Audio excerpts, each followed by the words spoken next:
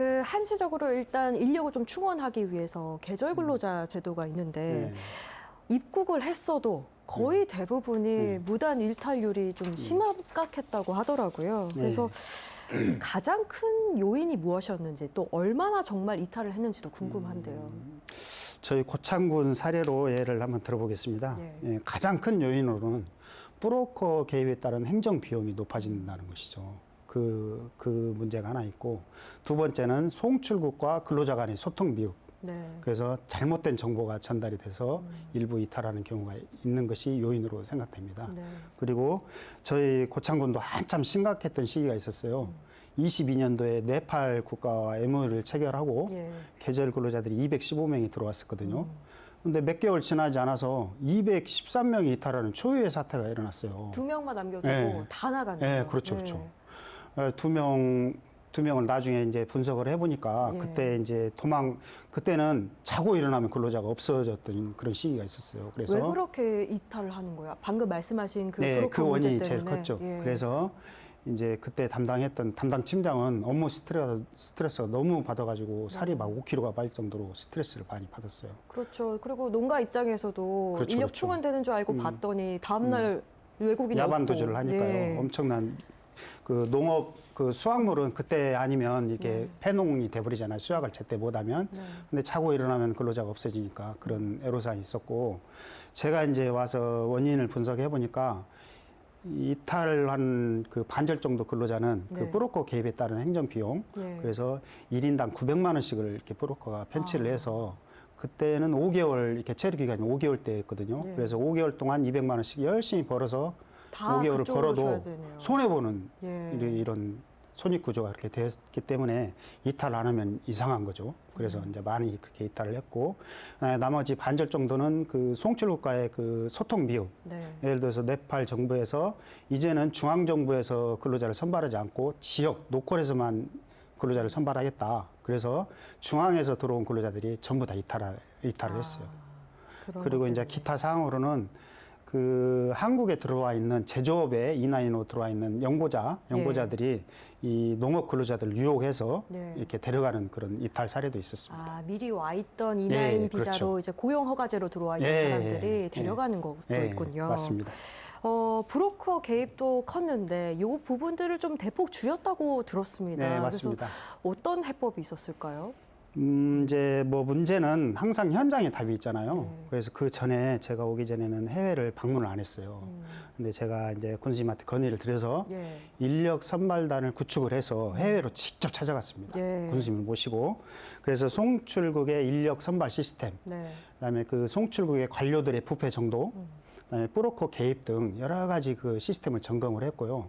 그다음에 시스템에서 이상한 점이 발견됐을 때는 즉각 개선토록 이렇게 조치를 했고, 그다음에 브로커가 개입을 아예 원천적으로 하지 못하도록 그 행정 비용을 전부 공개하도록 했습니다. 비행기 티켓값부터 뭐 건강검진료, 여러 가지 비자 발급 그런 비용을 전부 다 공개하도록 하니까 브로커가 개입을 여지를 안 두는 거죠. 그래서 그런 차단이 있었고, 그다음에 이제 들어와서도 근로자들한테 동의를 얻어서 통장 내역을 이렇게 조회를 해보면 그게 브로커 개입 여부를 판단할 수가 있거든요. 그래서 농가에서 그 정해진 날짜에 근로자한테 인건비를 지급을 하거든요. 근데 근로자가 본국의 송금을 가족한테 안 보내고 다른 제3자한테 보냈다는 것은 브로커 개입 여지가 높다는 것이죠. 그래서 그런 문제점들을 발굴해서 찾아서 개선토록 했고요. 그다음에 여담인데 베트남에 방문했을 때 그 베트남 정부에서 그때 당시 부패와의 전쟁을 선포했을 때인가 봐요. 그래서 방문을 했는데 저희 같이 갔던 일행 농협 직원을 브로커로 착각했던 그런 일도 있었습니다. 아, 그런데 이게 진짜 실제로 적발하기 위해서 그 나라까지 가보고 이런 것들이 업무적으로 쉽진 않았을 텐데요. 네, 그렇죠. 근데 이제 이게 물론 그 문제를 해결하기 위한 현장형 뭐 해소 방법도 중요하지만 그 지자체장의 의지가 제일 중요하다고 생각합니다. 그 담당자의 의지. 그래서 그 문제를 해석하고 문제점을 보완할 수 있는 그것이 중요한 저기 키포인트 같았습니다. 보니까 22년에 이 농촌인력 팀장님이시지만 그 팀이 좀 꾸려졌더라고요. 이게 모든 지자체가 다 있는 건 아닌가 봐요. 네, 그렇죠. 지금 전국에서 농어촌 지금 지자체에서 142개 지자체가 외국인 우리 계절 근로자 프로그램에 운영을 참여를 하고 있거든요. 네, 대부분 하고 있네요. 근데 네. 대부분 다 하고 있죠, 예. 거의. 근데 그 중에서도 이렇게 전담 조직, 농촌 인력팀, 이 계절 근로자 업무만 보는 전담 조직을 가진 지자체는 네. 30%에 불과한 것으로 조사가 되고 있어요. 적은 편이네요. 그러니까 다른 네. 지역에서는 이런 식으로 브로커 개입이 있다는 걸 알면서도 인력 때문에 또 할 수 없는 상황도 있을 그렇죠. 것 같습니다. 이게 계절 근로자 업무가 다양 뭐 민원뿐만이 아니고 예. 모든 일들이 현장에서 일어나거든요.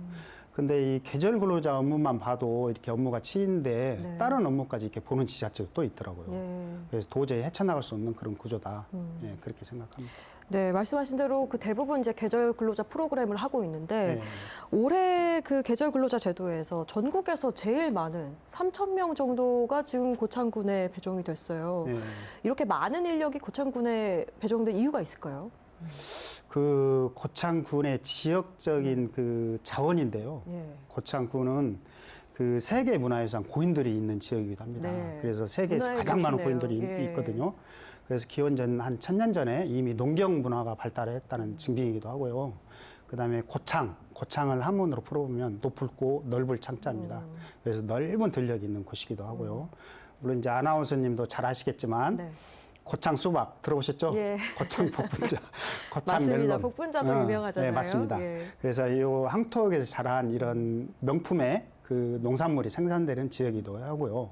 그만큼 그 논농사보다는 밭작물이 인력 수요가 많이 있잖아요. 다 순작업을 하기 때문에 네. 그래서 인력 수요가 제일 많은 것 같습니다. 이탈률을 좀 줄이면 뭐 근로자를 좀 배정하는데 뭐 이점이 있을까요? 그런 건 없어요.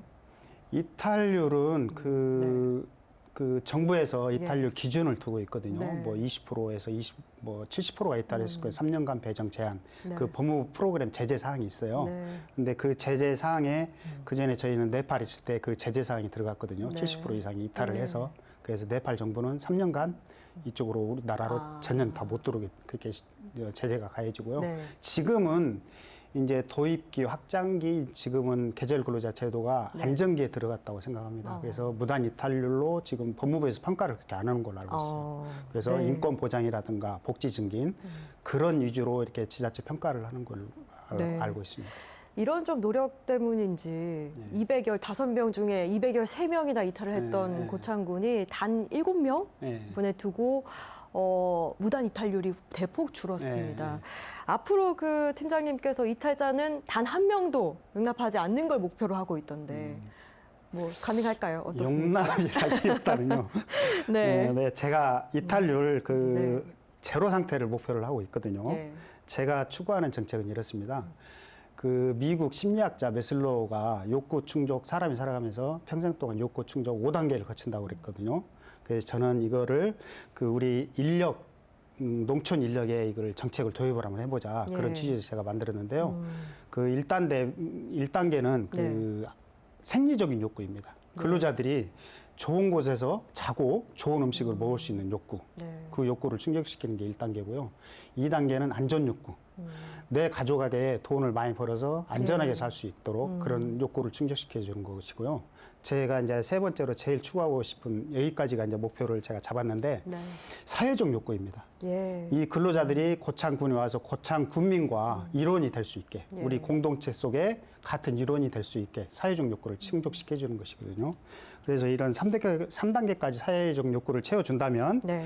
외국인 근로자들이 고창을 가장 좋은 곳으로 기억될 수 있도록 인권 보장과 공동체 속 공존을 위한 패러다임을 바꿀 때 근로자가 이곳을 절대 이탈하지 않을 것으로 확신합니다. 대폭 많은 숫자가 이제 들어오기도 했지만 네. 그만큼 또 우수한 인력을 뽑기 위해서 좀 특별한 그런 지자체만의 비법도 있을 것 같은데요. 네, 그렇죠. 예. 인력 선발이 제일 중요한 문제인데요. 네. 그 우수 인력이 들어와야 현장에 맞는 우수 인력이 들어와야 농가와의 갈등도 최소화 되고 농업 생산성도 높아집니다. 예.